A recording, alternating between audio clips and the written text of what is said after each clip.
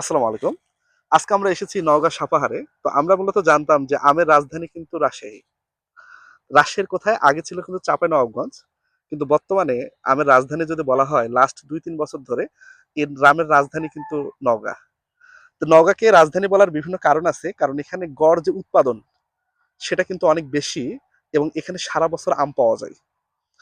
Great Britain নিয়ে একটা কথা ছিল যে গ্রেট ব্রিটেনের সূর্য কখনো ডুবে যায় না। মানে এরা বিশ্বের প্রায় সব দিকে এদের কোনো না কোনো জায়গা দখল করা ছিল। তো একদিকে যদি রাত হতো আরেকদিকে দিন হতোই। তো এই কারণেই বলা হতো যে এদের সূর্য কখনো ডুবে যায় না। ঠিক তেমনি নওগাঁয় আসবেন আম পাবেন না এমনটা হতে পারে না। তো আমরা আজকে আজাহার চাচার বাগানে এসেছি। তো এখানে প্রায় 25 বিঘা একটা বাগান। এই বাগানে মূলত কাঠিমন আম। একটা গাছে আপনারা দেখেন যে এখানে বিভিন্ন বয়সী আম আছে। কিছু আম পরিপক্ক, যেটা মোটামুটি আর ১ মাস পর এটা হারভেস্ট করা যাবে।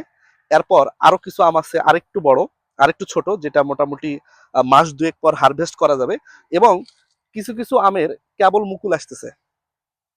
এগুলা কিন্তু মোটামুটি হারভেস্ট হতে আরো প্রায় ৪ মাস ৫ মাস যাবে। তো আমি চাচার থেকে শুনলাম যে চাচা, যে এই আমের সম্বন্ধে একটু বলেন। তো উনি বললেন যে ভাতিজা, এটা সারা বছর পাওয়া যায় এবং এটার কেজি প্রায় ২০০ থেকে ২৫০ টাকা কেজি। এবং এই আম চাষ করেই আমের যে মালিক, এই বাগানের যে মালিক, উনি কিন্তু স্বাবলম্বী। তো আমরা আমের রাজধানী বর্তমান যদি আমরা বলি তাহলে কিন্তু সেটা নওগাঁ, এবং নওগাঁর যদি কোথাও বলি তাহলে সেটা কিন্তু সাপাহারে।